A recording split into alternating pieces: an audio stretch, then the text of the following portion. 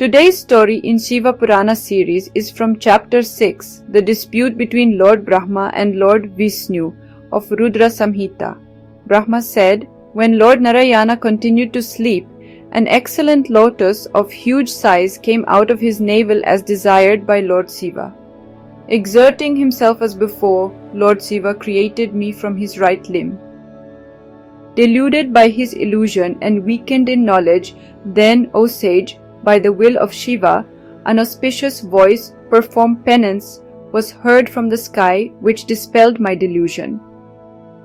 The great Lord was holding the conch, the discus, the mace and the lotus in his hands. He was wearing the yellow silken cloth and had cloud blue complexion all over his body. At the sight of that beautiful form I was struck with wonder. On seeing the four-armed Nārāyana, I became delighted. Who are you? Please tell me. Lord Vishnu said, O dear child, O Pitamaha of great brilliance, do not be afraid. Undoubtedly I shall confer on you all that you desire. Brahmā said, O faultless one, how is it that you speak of me trivially as dear child? You are born of the lotus from my umbilicus. Of course, it is not your fault. I have exercised my power of illusion over you. O four-faced one, listen to the truth. I am the Lord of all gods. Realizing this, O Brahmā, the Lord of subjects, seek refuge in me. I shall certainly protect you from all miseries. On hearing these words, Brahmā became angry. Being deluded by illusion in a threatening attitude, I asked him, Who are you? Deluded by the illusion created by Śiva the great Lord, I fought a terrific battle with Visņu. Meanwhile, a phallic image appeared before us in order to enlighten us and settle out dispute. It had no beginning, middle or end. Whence has this arisen? Let us examine this fire being. I shall go down to find the root of this matchless column of fire. Brahmā continued the story. Having said so, Visņu assumed the form of a boar.